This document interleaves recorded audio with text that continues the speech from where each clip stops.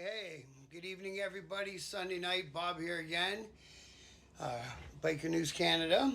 So, it's a holiday season, not a whole bunch of news going on, thankfully, because as I mentioned in other videos, usually the only news that I can find to share with everybody is either, this guy getting arrested or that guy getting arrested, or at this time of year, we get our Christmas charity stuff going on, which I covered as much of that as I found recently. If anyone has anything coming up, I know there's one more weekend before Christmas. If anyone has anything coming up, riding club, motorcycle club, whoever you are, reach out to me and I'll put a video on for you. Send me what the poster would look like, and I'll use it as a green screen behind me, and get it out there for you. All that is what I'm here for. It's what I'm up to. And what else? So because we got no news to talk about, let's talk about a little bit of life of being in a motorcycle club. All right. So I was, I'm a retired member. I'm over 20 years retired now. So I've been out of the thing for a while. But when I was in, all in, deep in, all the way in. So wanted to talk about, especially around the holiday season, because when I was doing the club thing for a good amount of the time, I didn't have a wife and a family. Thankfully, I still got along with my family. I would always go see them. I do have an incredible mother, and we've always gotten along great, and I love her dearly. So I would never miss a special occasion with her unless I was in jail. But, there's lots of guys in the club scene that don't have any family or anything. So,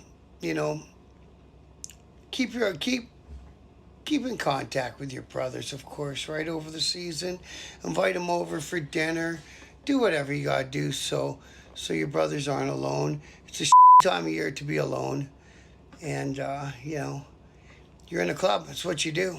You help each other. It's not even a matter of helping each other. It's just a matter of being there for each other. That's what you joined, whatever club you're in. That's what you joined it for, man.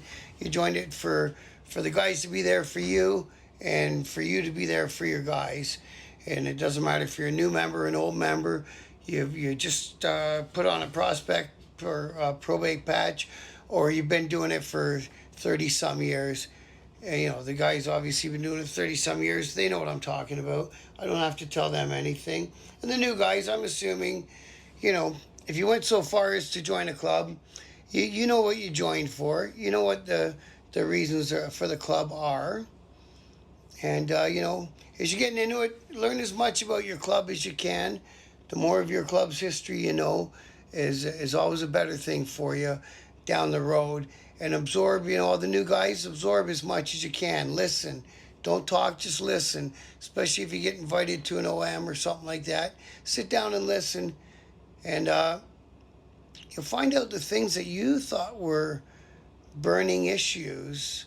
Sometimes that isn't the case. The leadership of the club will be looking into the future, right? Looking 5-10 years into the future, where they want to be, where they want to get to, where they want the club to be. And I always say where they want to be, I mean where they want the club to be.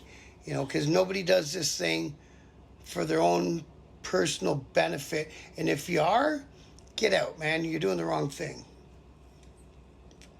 But anyway, let's circle on back to Christmas and the brothers, the odd brothers that might be alone, all the way alone at Christmas.